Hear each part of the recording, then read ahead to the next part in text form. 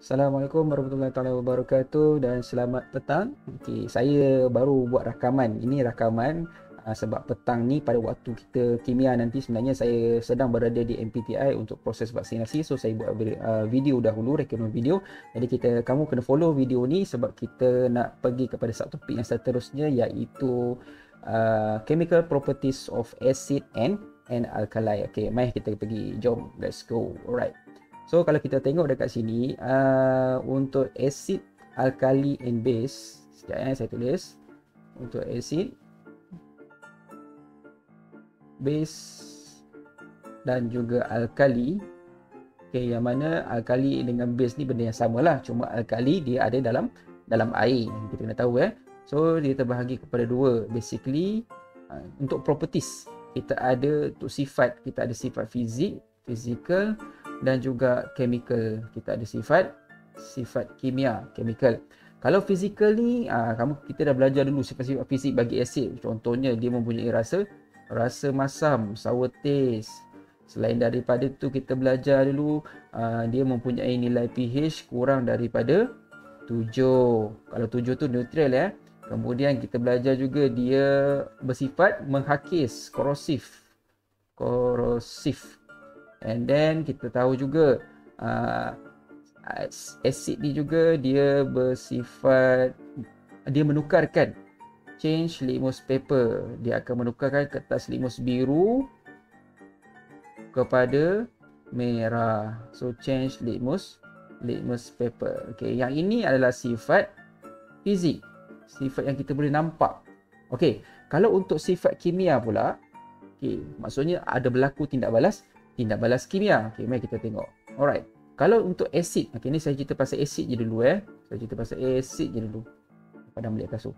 Okay. Padam betul. Apalah cikgu. Okay. Alright, saya sambung. Untuk sifat kimia bagi asid pula, yang pertama kita akan tengok tindak balas asid dan juga base akan menghasilkan garam dan juga air. Okey, tindak balas yang pertama, tindak balas asid dengan base akan menghasilkan garam dan juga air. Contohnya, katakanlah saya ada asid nitrik. Tindak balaskan dengan satu contoh base, saya ada copper oxide. Kemudian hasilnya adalah garam, iaitu garamnya adalah copper nitrate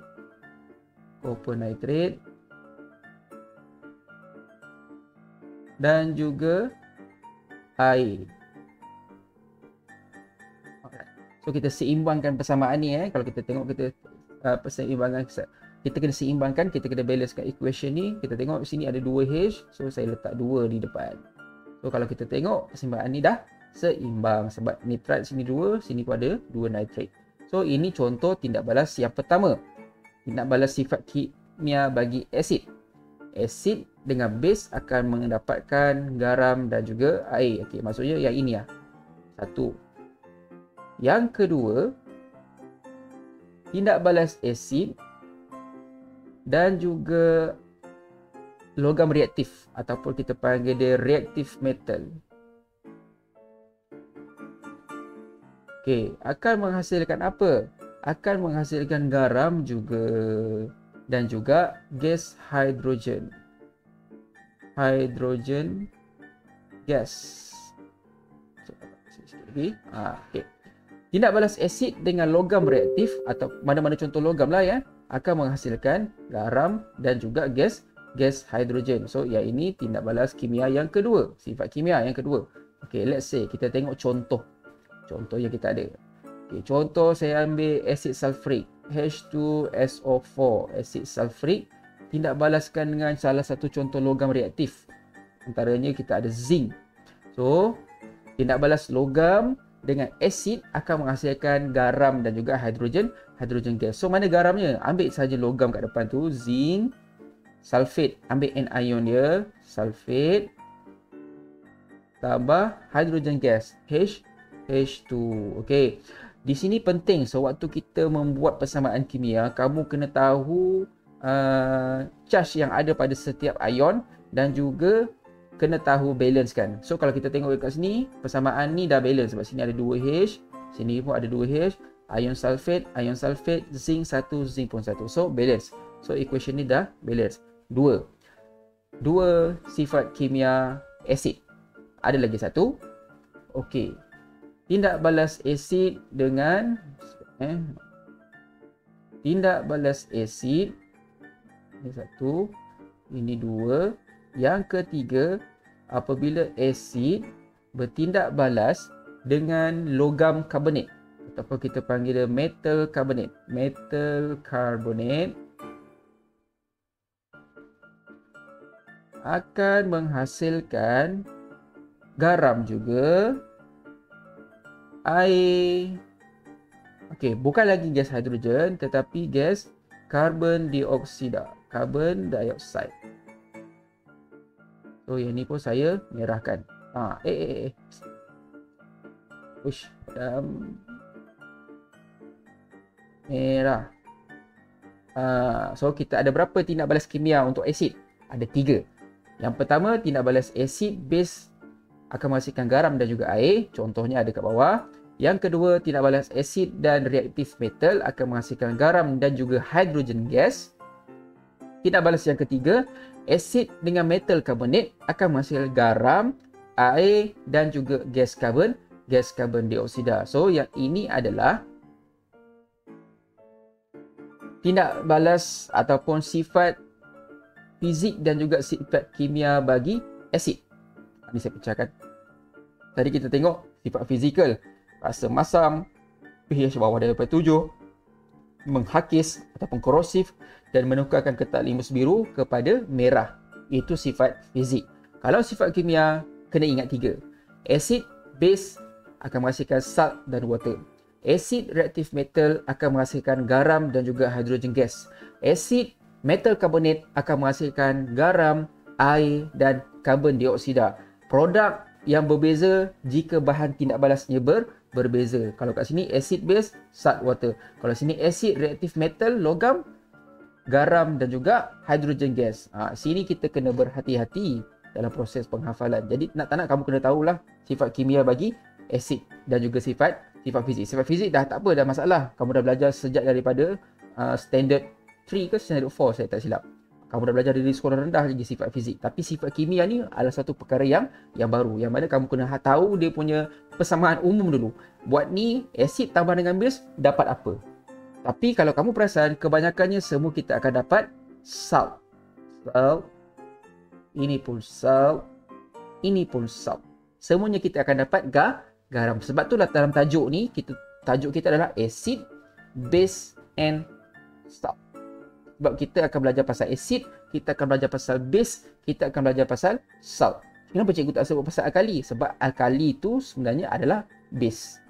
Sebab bila dia larut dalam air, bertindak balas dengan air, baru kita panggil dia alkali. Kalau tak ada air, dia adalah bases.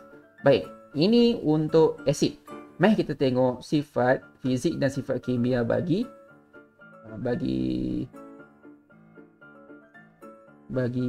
alkali pula. Okey. Pen apa pula? Saya kuning jugalah ya. Alkali. Sifat fizik dan sifat kimia. Kalau sifat fizik, dia bertentangan sifat je dengan asid tadi. Kalau asid tadi rasa masam, biasanya sifat fizikal alkali dia akan rasa pahit. Pahit apa dalam bahasa Inggeris?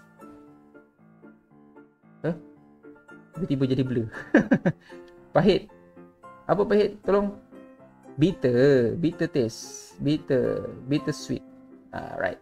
Kemudian dia mempunyai nilai pH lebih daripada 7. Kalau 7 tu neutral, lebih daripada 7 which mean 8 to 14 dia adalah alkali. And then dia juga bersifat korosif. Korosif ni menghakis. Sekiranya kepekatan asid ataupun kepekatan alkali itu tinggi. Contohnya macam sabun ataupun Clorox. Kita itu kepekatan ataupun kita panggil pH value untuk Clorox tu tinggi tau. Sebab dia alkali. Jadi dia boleh bersifat menghakis. Okay. Another one, dia bersifat licin. Licin apa? Licin apa ya bahasa Inggeris? Allahu Akbar. Allahumma salli ala sayyidina Muhammad. soapy. Soapy, sabun. Dia bersifat licin dan akhir sekali dia akan menukarkan kertas litmus merah kepada biru. Change litmus paper. Alright. So ini adalah sifat fizik. Next kita pergi kepada sifat kimia. Chemical properties. Nampak ke tidak tulisan saya ni kan? Gelap kan? Alright. So sifat kimia yang pertama yang perlu diketahui adalah tindak balas alkali dengan asid. Tindak balas alkali dengan asid akan menghasilkan apa kelas? So, kita tak lari jauh. Dia mesti akan hasilkan garam. So, hasil pertama kita ataupun major produk kita adalah garam, salt. Dan juga air. Okey, ini tindak balas yang pertama. Alkali dengan asid akan menghasilkan garam dan juga air. Okey, let's say saya bagi satu contoh. Saya ada sodium hydroxide. Sodium hydroxide adalah salah satu contoh alkali. Kemudian saya ada asid hidroklorik. Jadi garam yang kita akan dapat, kita ambil saja anion di sini dan juga garam logam di sini, cation. So kita akan dapat NaCl dan juga air. Ini molekul air, H dengan OH, hidrogen dengan ion hydroxide membentuk air. Okey, ini yang pertama. Tindak balas alkali dengan asid akan menghasilkan garam dan juga air. Sama juga dengan atas. Asid dengan alkali pun akan menghasilkan garam air. Asid dengan base pun akan menghasilkan garam dan juga air. Okey, tindak balas yang kedua. Tindak balas alkali dengan garam amonium. Ammonium salt.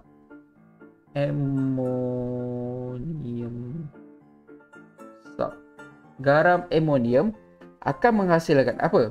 Akan menghasilkan garam, major produk garam, air dan juga gas amonia.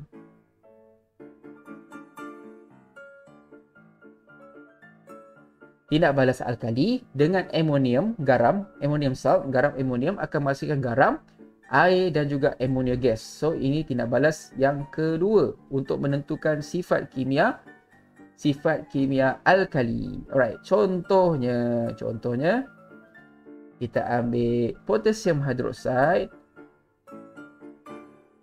Kita tindak balaskan dengan salah satu contoh garam amonium NH4Cl, ammonium chloride. So, garam yang kita akan dapat nanti adalah KCl. Potassium chloride. Air, nampak di atas ni tulis air, H2O. Dan juga gas ammonia, NH3. So, kalau kita tengok persamaan ni, dia dah seimbang lah dah. Sebab sini ada 2H, ada 5. Sini ada 4, ada 1H, 5. K sini 1, K sini 2. So, bila kamu buat persamaan, kamu kena tengok keseimbangan dia. Maksudnya dari segi bilangan ataupun jumlah atom yang ada di sebelah bahan tindak balas. Bahan tindak balas apa bahasa Inggeris? Reaktan dengan produk dia mesti sama. Sini ada 1K, sini 1K. Selepas anak panah. Itu maksud dia. So ini persamaan yang seimbang. Alkali, ammonium salt menghasilkan garam, air dan juga ammonia gas. So bukan ammonium, ammonia gas. Alright, yang ketiga. Alkali juga bila dia bertindak balas dengan logam ataupun kita panggil dia metal ion. Logam ion, dia juga akan menghasilkan, yang ini dia tak hasilkan garam. Dia akan hasilkan metal hydroxide yang tidak larut. Insoluble metal hydroxide plus cation from alkali.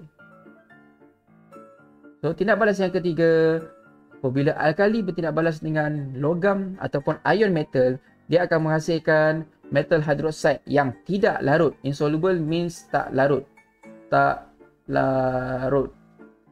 Dan juga cation. Maksud cation dia adalah charge positif. Daripada mana? Daripada alkali. Okey, kita tengok contoh. Contohnya kita ada di sini sodium hydroxide. Alkali, contoh alkali bertindak balas dengan mana-mana logam. Kita ambil magnesium Mg2+, akan menghasilkan insoluble metal hydroxide. Metal hydroxide. So kita ambil je metal ni, metal hydroxide, AH. Dan juga cation daripada alkali. Mana cation dekat alkali? Okey, Na. So kita tulis charge Na positif. Kemudian kita seimbangkan persamaan tersebut. Sini ada satu Na, sini ada satu Na, Mg sini 2, Mg sini 2 pula, sorry. Mg sini 1, charge-nya 2. 1 koefisien dekat depan, dekat depan. Kita tengok yang di depan perkali dia. Okey, perkali Mg sini 1, sini pun 1. OH ini perkalinya 2 sebab dalam kurungan ni kita letak 2. Jadi kita kena letak 2 pada hydroxide, which mean kita kena letak 2 di sini. Jadi bila kita letak 2 di sini, hydroxide sini ada 2, sini pun ada 2 hydroxide. Na ni dah ada 2 juga sebab dia sekali. Jadi saya akan letak 2 di Na. Okey, jelas? Cikgu, macam mana cikgu boleh dapat persamaan MgOH2 dalam kurungan ni? Okey, kalau kita tengok Mg2+, okey, ini dalam bab 2 Sorry, bab 2 ke bab 3? Cara untuk membuat persamaan kimia based on chemical formula. Kita ada Mg2+ dan juga ion hidroksida. Jadi ingat tak saya kata mesti kita cross linkage. Kita silangkan dia. So kita akan dapat MgOH. Okey. Negative charge ni pergi dekat sini. So 1 je lah. 2 sini pergi kat sebelah OH hidroksida. Jadi kita kena kurungkan dia. Baru letak 2. Kita tak boleh buat macam ini Kita tak boleh buat macam ini. Dia bukan hanya pada H. Dia adalah pada hydroxide. So yang ini salah. Macam ni salah. Kena buat macam yang ini. Ini baru betul. Alright. So itu cara untuk membuat chemical formula. Tak ingat? Rujuk balik dalam chapter 3. Okay. So, kalau kita perasan, tindak balas alkali pun, tindak balas kimia untuk alkali pun akan menghasilkan garam. Garam. Yang ketiga je tak ada garam.